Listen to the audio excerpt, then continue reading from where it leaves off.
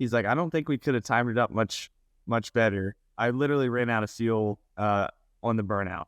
I don't know about you, but I don't know how much fuel we were really worried about in that 24 of William Byron. Want to know how much he really had?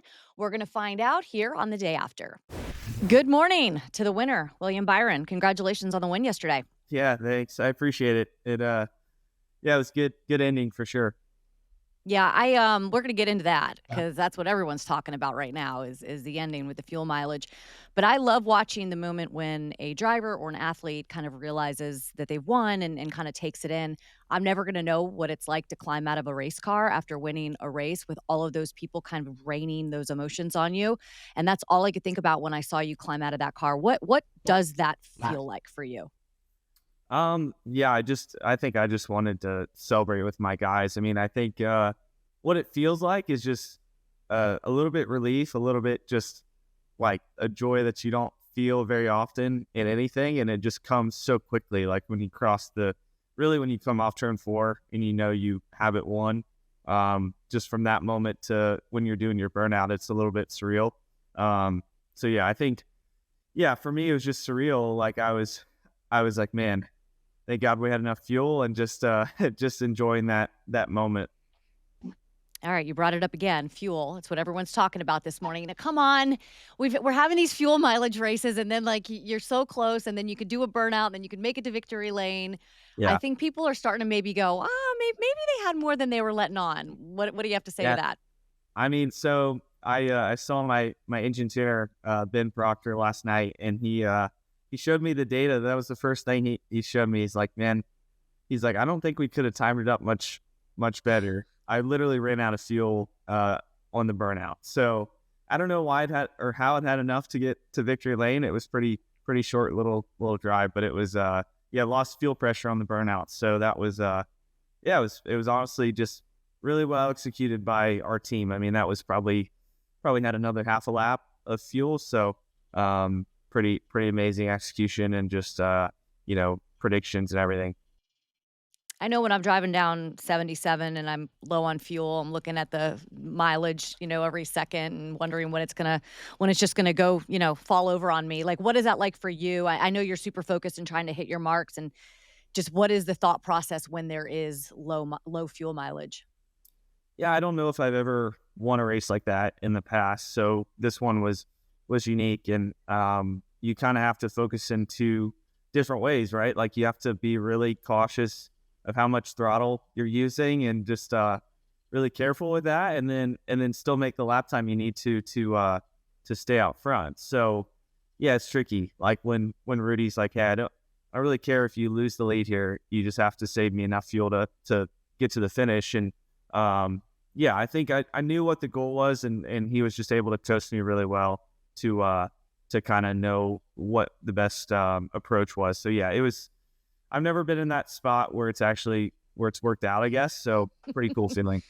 I love it. I think I'd get out of the car and be like, "Man, you told me I had no fuel and I was able to do this," and I is that do you think that's why they show you the data right away to be like, "Hey, look, we weren't Uh, fibbing here." no, I mean I was that way for sure. I was like, I was kind of laughing as I crossed the line. I was laughing because I'm like, man, like I know how nervous they all were, and to have enough to cross the line. And I think I patted the gas a few times, crossed the line, and then I was like, okay, I'll do this burnout. Had plenty for that. So yeah, it's that's a good one. You lied to me, I Rudy. know. I was like, you guys are so nervous for nothing, but I can understand it after other experiences.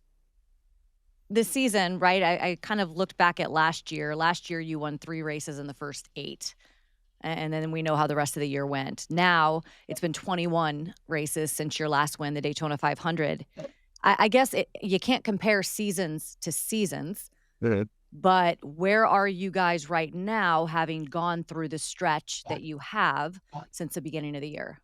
Yeah, I think we're better than we've ever been. I mean, honestly, I feel Wow. more speed in the race car. I just feel like I feel more aware of what it takes, and I feel like our team as a group is just more experienced, and we're just bringing faster cars, and the execution piece has not always really been in our control lately.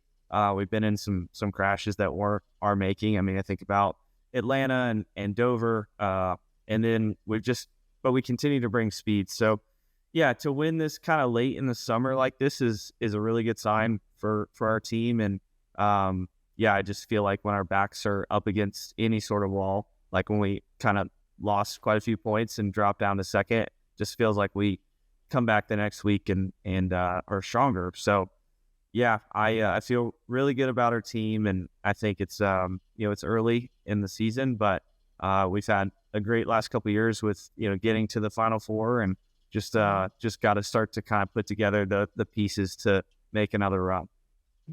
I totally buy into the theory that you learn more about yourself and you grow more in times of adversity. 1,000,000% buy into that.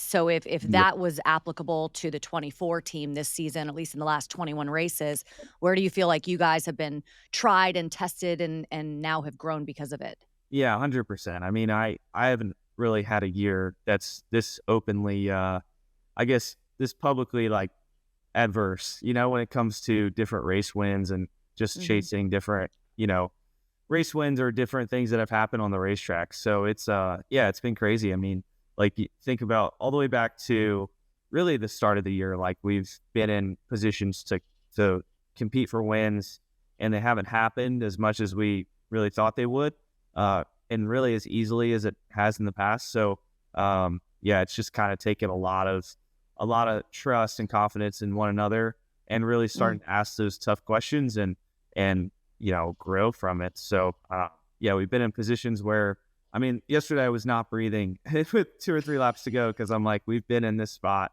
and this year and had it not go our way. So yeah, I feel like, yeah, it's just been a lot of adversity in our own way, and we've been able to overcome it.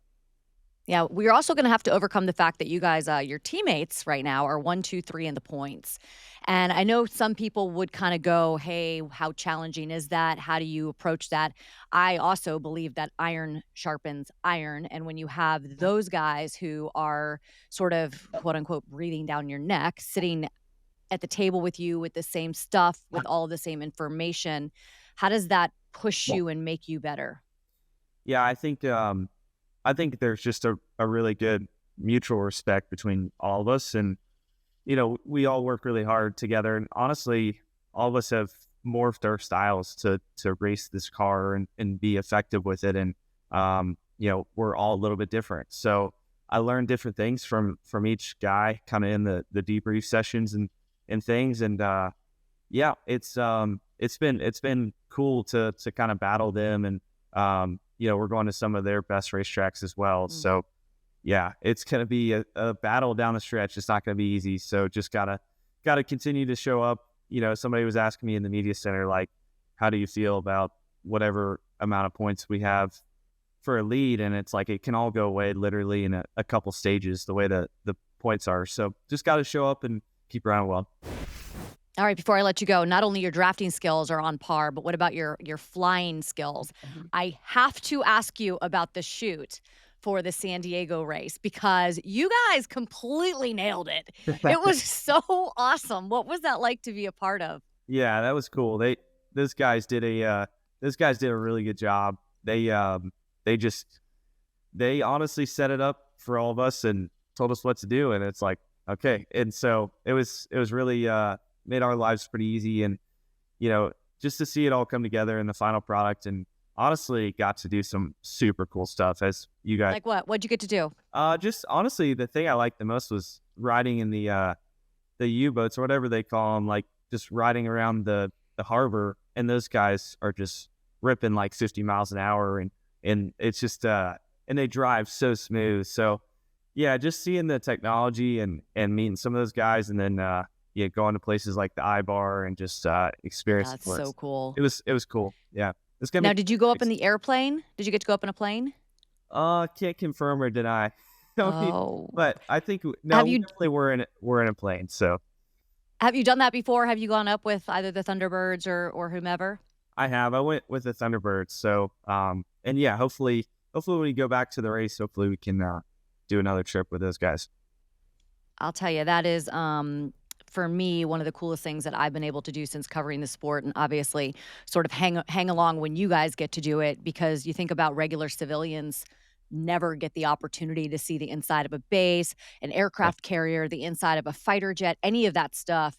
And so I feel very lucky when we get to go do some of those things for sure. Yeah. No, it was awesome. I mean, it was honestly one of those like once in a lifetime experiences. So to get out there and really spend time with those guys was pretty cool. Well, you killed it. And I guess the flame is that they call me the I did. It's flame. Is not, that what you yeah. said? I didn't get a choice of that, but it makes a lot a lot of my paid schemes have That's that, right. so it makes sense. That's right. That's your call sign from now on, the flame, William Byron. No more Willie B. We've graduated to the flame. That's right. Thanks, buddy. I appreciate your time today. Yeah. Congrats.